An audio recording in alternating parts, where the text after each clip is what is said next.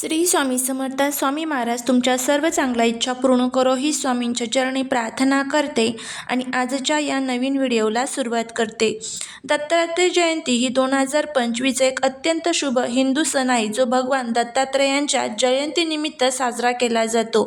या पूजनीय स्वामीला हिंदू पवित्र त्रिमूर्तीमध्ये 3 देवता मानले जातात: ब्रह्मा, विष्णू आणि शिव.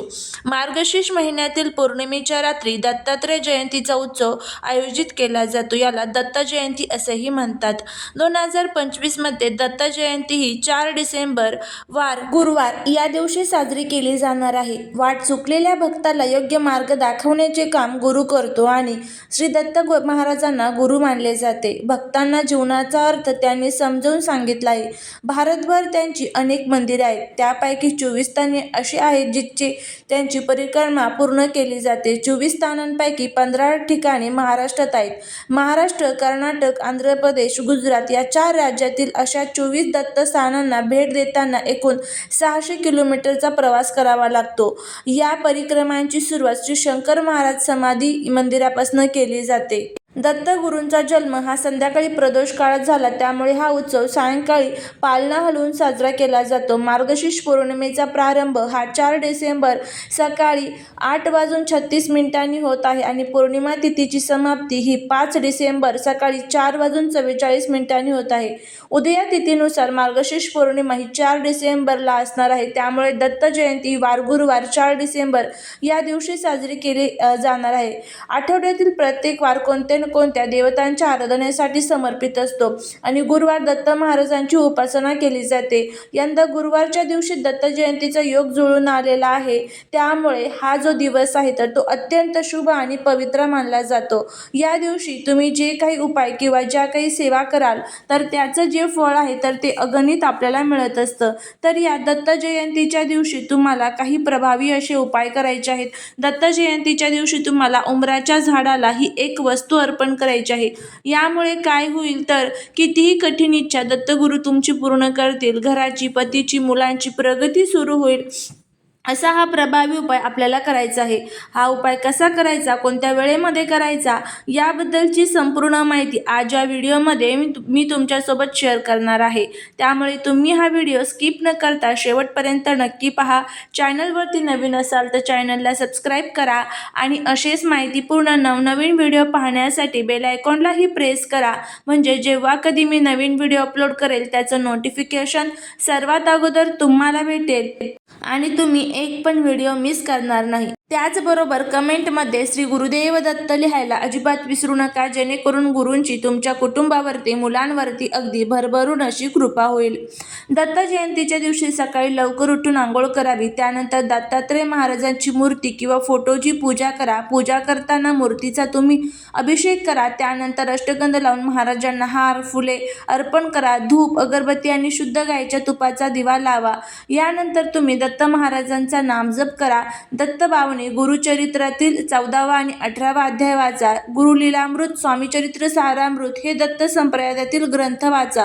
त्यानंतर आरती करून प्रसाद वाटा. दत्त महाराजांना पुरणपोळीचा नैवेद्य दाखवा किंवा कोणती पिवळी मिठाई, फळे देखील तुम्ही नैवेद्यामध्ये अर्पण करू शकता. दत्त जयंतीच्या मुहूर्तावर अनेक भक्त हे गुरुचरित्र ग्रंथाचे पारायण करतात. हे पारायण दत्त जयंतीच्या 7 दिवस आधीपासून करतात. पारायणाची समाप्ती पौर्णिमेला म्हणजेच दत्त जयंतीच्या दिवशी करतात.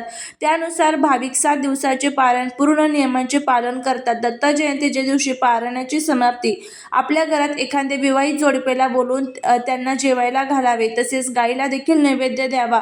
नियमितपणे औदुंबराची प्रदक्षिणा केल्याने मन विचलित आणि शांत होऊन एकाग्रता वाढते. त्यामुळे एकाग्रता वाढल्याने आध्यात्मिक प्रवास सुखकर होऊन आपलं जीवन समाधानी राहतं. औदुंबराखाली एक ब्राह्मणाला जर जेवण दिल्यास तर तुम्हाला अनेक ब्राह्मणांना जेवण घातल्याचं फळ मिळते. औदुंबर वृक्षाच्या बुडाशी साक्षात दत्त अवतारी आणि श्री नृसिंह सरस्वती महाराजांचा वास असतो. म्हणूनच आपण प्रदक्षिणा केल्याने दत्त महाराजांना आशीर्वाद आपल्याला मिळत असतो.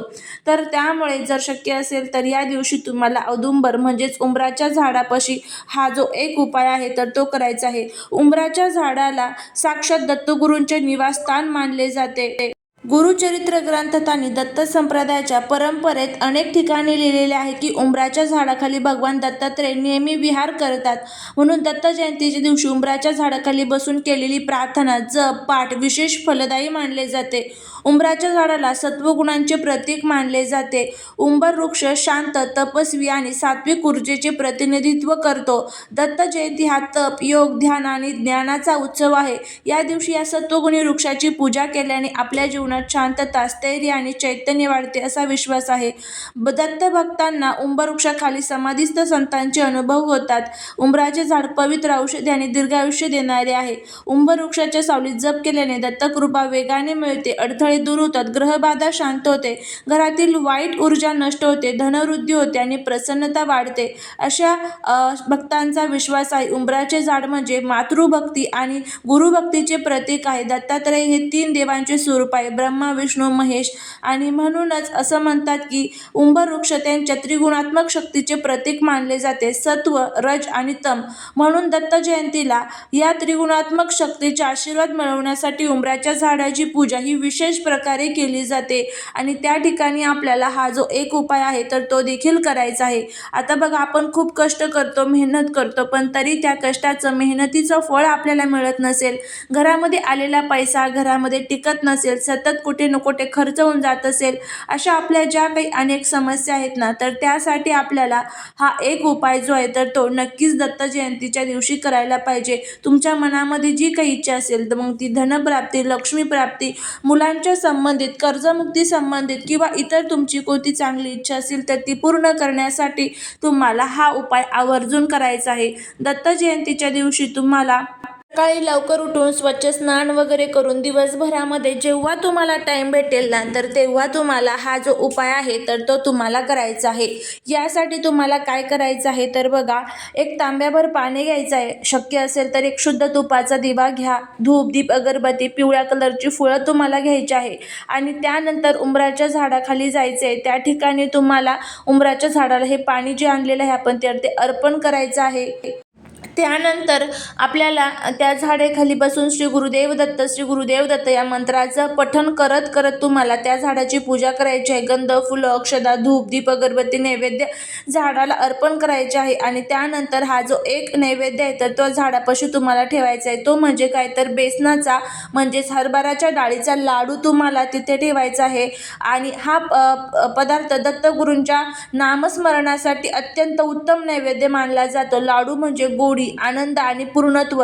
दत्त जयंतीच्या दिवशी उंबराच्या झाडाखाली लाडू अर्पण केल्याने मनोकामना पूर्ण होतात, घरात आनंद वाढतो, ग्रह शांती मिळते, त्याचबरोबर मानसिक त्रास कमी होतो, कर्जबाधा कमी होण्यास मदत होते, घरातील कलह शांत होतात, नोकरी, व्यवसाय, गृह कलह, पैशांच्या अडचणी आपल्या दूर होतात. दत्त जयंतीच्या दिवशी हा नैवेद्य अर्पण जर तुम्ही केला तर दत्तांची कृपा आपल्यावरती लवकर होते. त्यामुळे तुम्हाला हा जो लाडू आहे म्हणजे बेसनाचा लाडू जो आहे तर तो तुम्हाला या दत्त जयंतीच्या दिवशी उंबराच्या झाडाखाली आवर्जून ठेवायचा आहे आणि तुमची जी काही इच्छा असेल ती इच्छा तुम्हाला तिथे व्यक्त करायची आहे.